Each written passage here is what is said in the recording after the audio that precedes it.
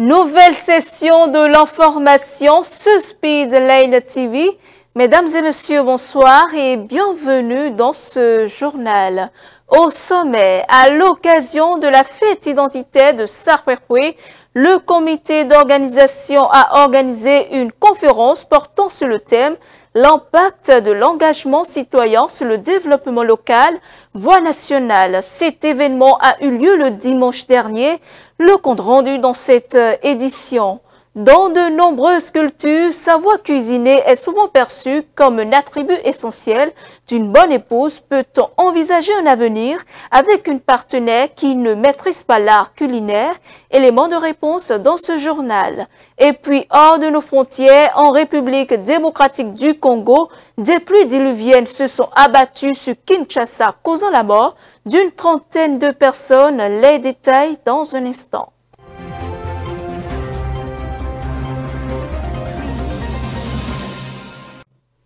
Voilà pour le sommet, vous suivez le 19h30 et vous faites toujours bien. Dans le cadre de la célébration de la fête identitaire de Sarkwekwe, le comité d'organisation a initié une conférence publique autour du thème « L'influence de l'engagement citoyen sur le développement local, voie nationale ». C'était ce dimanche 6 avril 2025 à la place Tokmadoma. Romaric Dossa et Innocent Zokpon pour le reportage.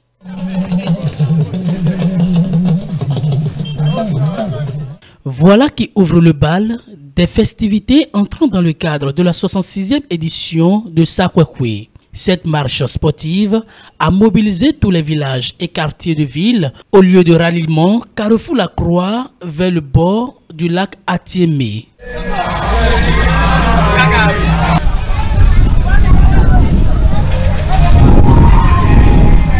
À la place publique de Tokpadome, les fils et filles de l'identité Sarkwé ont eu droit à une conférence publique axée sur le thème « L'influence de l'engagement citoyen sur le développement local, voire national ». Témoignage à l'appui, les invités de François Yemonta ont de par leur exposé outillé les jeunes sur l'esprit d'engagement pour le développement de leur localité. Autant que nous sommes, même si nous sommes 1000 ici à Tokpadome, nous pouvons tous nous engager. Et à la question de comment nous nous engageons, dans votre communauté, il y a forcément des problèmes. Pour s'engager, on identifie un problème de la communauté. Le problème de ma communauté peut être, par exemple, la question de l'assainissement. Ça peut être la question de l'éducation des orphelins. Ça peut être la question de la propriété de mon milieu. Donc, autant que vous êtes, vous pouvez identifier une cause. Il faut vraiment avoir l'amour pour sa communauté, vouloir changer sa communauté, être touché par les besoins que ressent sa communauté. Et donc, moi, j'ai commencé avec le militantisme associatif. J'ai été membre d'une association, nous étions très très jeunes. Je devais avoir 15 ou 16 ans à l'époque.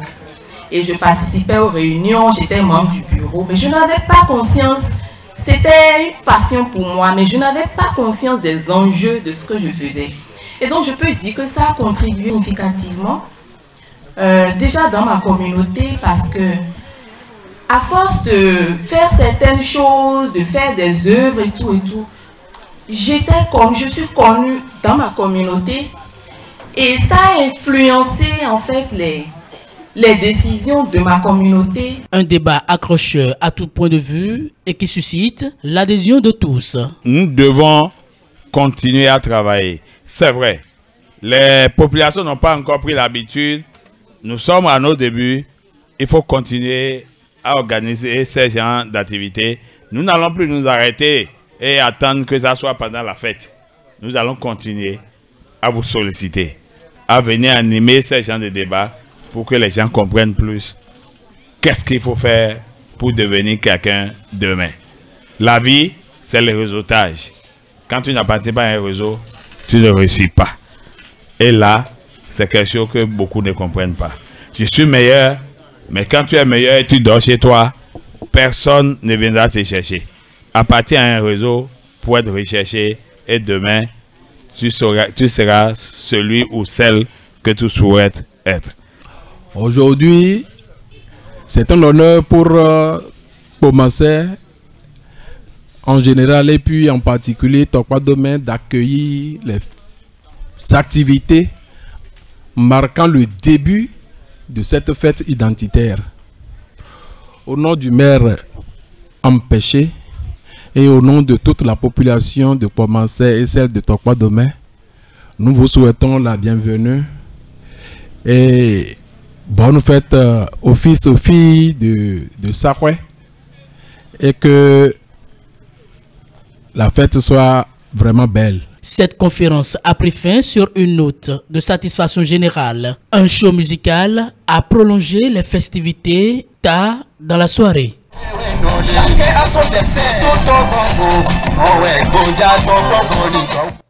Dans un tout autre registre à présent, chaque jour, des millions de femmes à travers le monde franchissent le seuil de la maternité. Alors que la famille célèbre l'arrivée du nouveau-né, les nouvelles mamans se retrouvent avec des douleurs physiques et psychologiques. La période qui suit l'accouchement est marquée par une multitude de défis. Comment la femme peut-elle surmonter cette épreuve? Élément de réponse dans ce reportage. Lorsque l'enfant paraît, le cercle de famille applaudit à grands cris. Son doux regard brille, fait briller tous les yeux. Et les plus tristes fronts, les plus souillés peut-être, se dérident soudain à voir l'enfant paraître innocent et joyeux. D'ici Victor Hugo. Mais pendant que les regards sont remplis de joie, la mère ou la génitrice vient de loin. Elle est encore sous l'emprise des traumatismes postnatals que la vue du bébé semble atténuer. C'est la période postpartum qui peut durer jusqu'à 6 semaines selon le cas. Au cours de cette phase, la nouvelle maman est confrontée à plusieurs défis. Lorsque la femme finit d'accoucher, elle peut se mettre à saigner.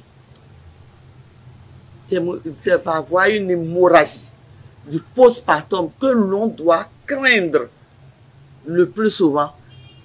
Parce que des fois, ça peut amener à la mort, cette hémorragie. Si on n'a pas le sang à côté, si la gestion rapide n'a pas été faite. Il peut y avoir des douleurs. La femme peut, parce que l'utérus, normalement, après l'accouchement, doit revenir à sa forme initiale, doit être dur.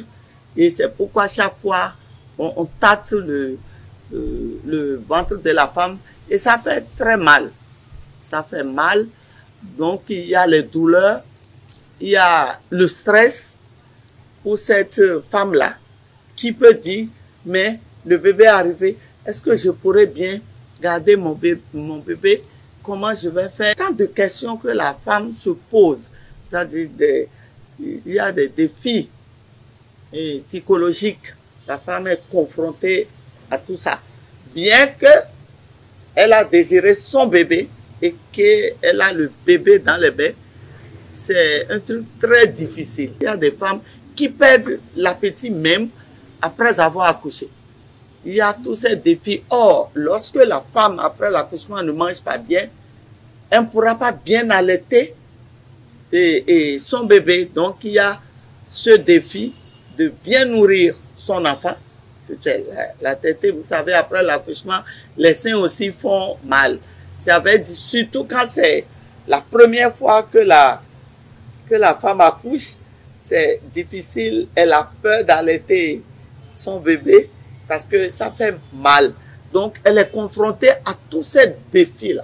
La période de récupération postpartum peut s'étendre bien au-delà des 6 semaines conventionnelles. Cette phase est donc un moment où les soutiens familiales sont essentiels pour permettre à la mère de retrouver son équilibre et de s'adapter à sa nouvelle condition. Laurence Monteiro, sage-femme à la retraite, fait quelques recommandations. Après être sortie de la maternité, il faut qu'elle puisse suivre ce que la sage-femme ou le gynécologue obstétricien lui recommande de faire. Donc, les recommandations, il faut qu'elle suive ça. Il faut qu'elle ait une bonne hygiène alimentaire, qu'elle mange bien, qu'elle se nourrisse bien. Et il faut aussi une bonne hygiène vestimentaire. Il faut qu'elle puisse bien se laver tout le temps. Parce qu'à force de donner à téter avec le sein, le lait maternel, tout, il faut qu'elle soit et propre, il faut qu'elle fasse du sport. S'il y a de l'espace dans sa maison, il faut qu'elle se lève, qu'elle marche, qu'elle prenne de l'air. C'est pas parce qu'on a accouché qu'il faut rester à la maison, surtout si l'accouchement est normal, c'est-à-dire c'est un accouchement normal, il faut qu'elle puisse faire un peu de sport, il faut qu'elle s'hydrate bien. Mais si c'est une césarienne par exemple, elle sait qu'elle va passer au moins 8 jours à la maternité. Et dès qu'elle sort, les femmes là ont souvent peur de se lever. Ah non, il faut se lever, il faut marcher un peu. Dans la maison, s'il y a de l'espace, il faut marcher. Et puis, il faut qu'elle puisse causer. C'est-à-dire, il faut qu'elle se mette à l'aise pour éviter une crise mentale. Après l'accouchement, il faut avoir peur de ça, la crise mentale. Ou même tu auras ton bébé, tu risques d'abandonner le bébé et te retrouver en psychiatrie. Donc avec ça, la recommandation, il faut qu'elle soit à l'aise. Il faut qu'elle s'oublie, il faut qu'elle oublie, même si elle avait eu des problèmes avant la grossesse et que l'accouchement s'est bien déroulé, il faut qu'elle essaie d'oublier. Il faut qu'elle essaie de faire le vide dans sa tête et simplement se dire, voilà un trésor qui se retrouve dans mes mains. Le beau bébé. La période postpartum est un moment de transition pour chaque mère. Elle nécessite pour la génitrice un accompagnement de la famille, des parents et amis et surtout des spécialistes pour que cette traversée se passe avec beaucoup plus de sérénité. Dans une société où les traditions culinaires occupent une place prépondérante, dans la vie quotidienne, la question de l'importance des compétences culinaires dans le choix d'un partenaire suscite de vives discussions, alors que certains soutiennent que savoir cuisiner est essentiel pour maintenir l'harmonie familiale et d'autres affirment que l'amour et la compatibilité vont bien au-delà des talents en cuisine. Peut-on envisager un avenir avec une partenaire qui ne maîtrise pas l'art culinaire? Suivons. Ce serait un peu difficile de rester avec une femme qui ne sait pas préparer. Ouais, non, parce que dans le foyer, chacun a son rôle. Ouais, non. Donc, ça peut arriver et que l'homme aussi peut savoir préparer, mais ça dit qu'il est donné d'une manière particulière à la femme de préparer dans le foyer pour que ensemble l'homme et l'enfant et ses enfants, n'est-ce pas, et elle-même puisse se porter en bonne santé. La femme qui ne sait pas préparer, est-ce que je peux vivre avec cette femme? Non. Non, grand H.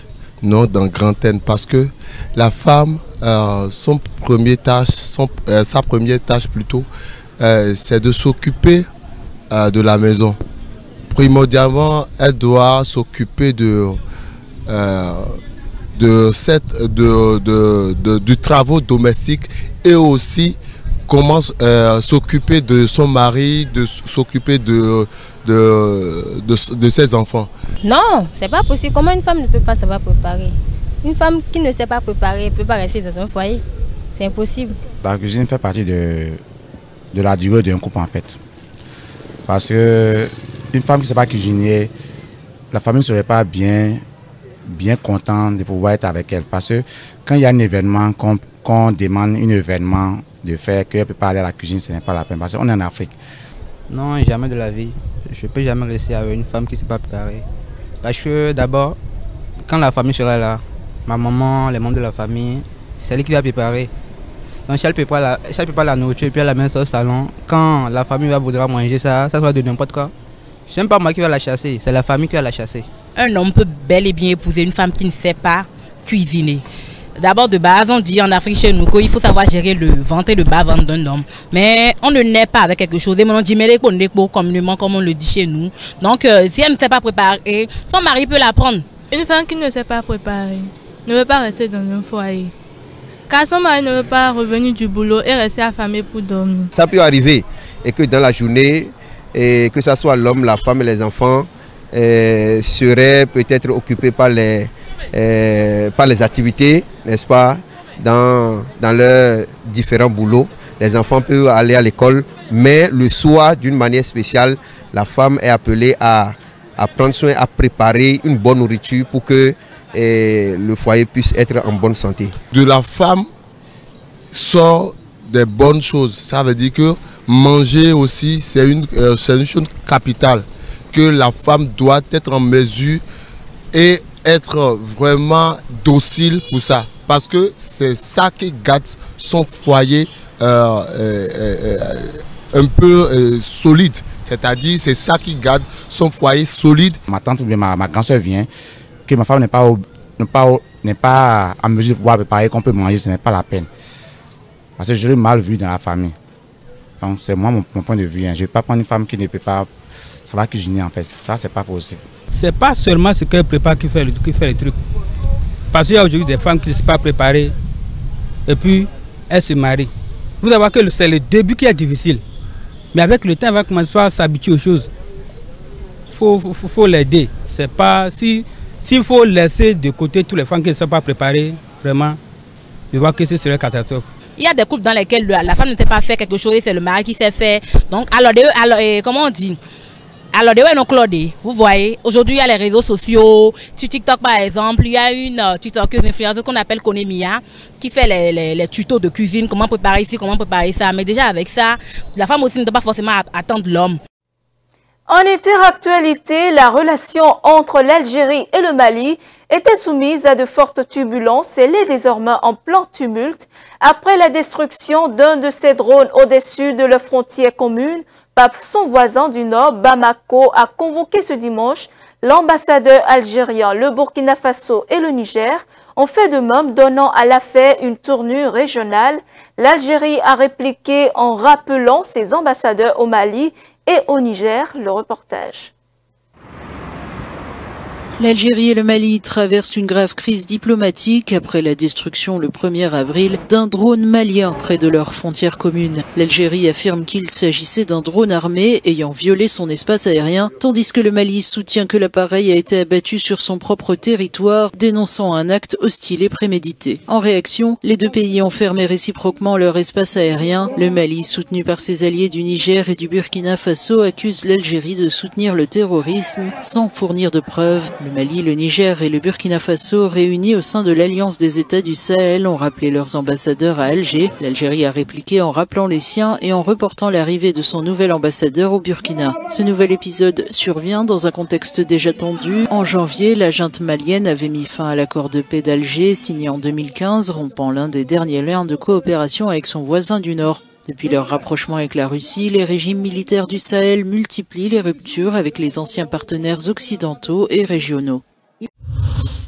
En République démocratique du Congo, les inondations à Kinshasa, survenues les 4 et 5 avril 2025, ont provoqué un véritable drame humanitaire. De violentes pluies diluviennes ont touché plusieurs communes de la capitale congolaise, causant au moins 33 décès et d'importants dégâts matériels. Cette situation dramatique rappelle les épisodes similaires survenus en décembre 2022 où de fortes pluies avaient également endeuillé la ville. Suivant.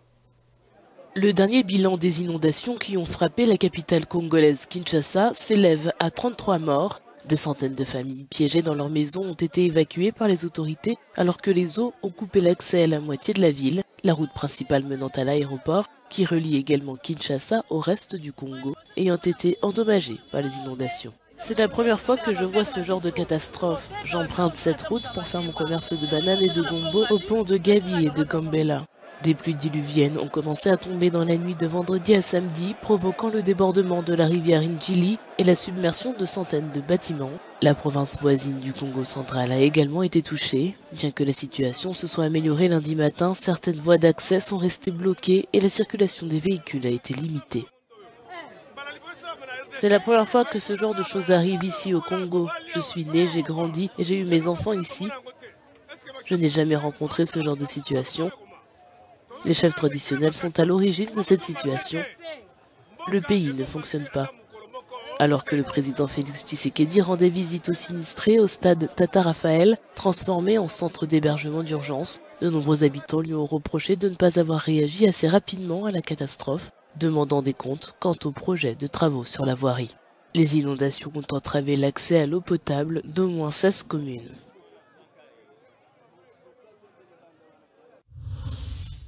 Le président français Emmanuel Macron a appelé à un nouveau cessez-le-feu à Gaza lors d'une rencontre au Caire avec son homologue égyptien Abdel Fattah al-Sisi. L'Égypte ainsi que les États-Unis et le Qatar ont été les principaux négociateurs du précédent cessez-le-feu entre Israël et le Hamas, entré en vigueur le 19 janvier et rompu par Israël le mardi 18 mars. Le reportage. La France, l'Égypte et la Jordanie ont multiplié leurs appels pour un retour du cessez-le-feu à Gaza lors d'une visite du président français Emmanuel Macron au Caire lundi. La guerre à Gaza était au cœur de ce sommet tripartite, Israël ayant rompu la trêve fragile avec le Hamas en mars dernier. J'ai discuté en profondeur avec son Excellence, le président Macron, des développements régionaux et internationaux, et en premier lieu de la situation tragique dans la bande de Gaza. Nous avons souligné la nécessité de revenir immédiatement à un cessez-le-feu et d'autoriser l'accès urgent de l'aide humanitaire et la libération des otages. Nous avons également convenu de rejeter tout appel au déplacement de Palestiniens de leur terre, et j'ai passé en revue avec le président Macron le plan arabe de redressement et de reconstruction de Gaza. Nous avons également convenu de coordonner les efforts conjoints concernant la conférence sur la reconstruction de Gaza. L'État hébreu a repris ses bombardements de la bande de Gaza il y a 3 semaines et a bloqué toutes les importations d'aide humanitaire pour les 2 millions de Palestiniens afin de faire pression sur le Hamas. Nous condamnons la reprise des frappes israéliennes à Gaza, qui constitue un recul dramatique pour la population civile, les otages, leurs familles et l'ensemble de la région. Nous appelons à un retour immédiat au cessez-le-feu, à la libération de tous les otages encore détenus par le Hamas à Gaza. Les négociations doivent reprendre sans délai et de manière constructive, et à cet égard, je veux saluer les efforts inlassables déployés par l'Égypte en faveur justement du cessez-le-feu et de la libération des otages. L'Égypte et le Qatar ont précédemment joué le rôle de médiateur entre le Hamas et Israël, mais les résultats des négociations pour un nouveau cessez-le-feu restent incertains. Les effets sur les marchés mondiaux continuent de se multiplier après l'annonce de nouveaux tarifs douaniers par Donald Trump. Alors que les bourses du monde entier s'effondrent, les coûts du pétrole ne sont pas épargnés avec une chute de 3% des niveaux jamais observés depuis 4 ans. C'est après moi. Les nouveaux tarifs douaniers américains imposés par le président Donald Trump font chuter les prix mondiaux du pétrole. Un facteur qui affecte les prix des carburants dans toute l'Afrique où la Côte d'Ivoire, le Mali, le Maroc et l'Afrique du Sud, entre autres, ont tous annoncé des réductions des prix de l'essence et du diesel au cours de la semaine dernière. Ces réductions des coûts de l'or noir sont également liées à l'augmentation inattendue de la production de 8 pays membres de l'OPEP+, qui ont décidé, au lendemain de l'annonce des augmentations radicales des droits de douane du président américain, d'alimenter les craintes d'une offre excédentaire. Seule exception, le Nigeria, où les prix des carburants ont augmenté le 2 avril, la Nigerian National Petroleum Company ayant ajusté ses prix à la hausse dans le contexte de la suppression progressive des subventions et d'une impasse sur le projet de raffinerie de Dangote.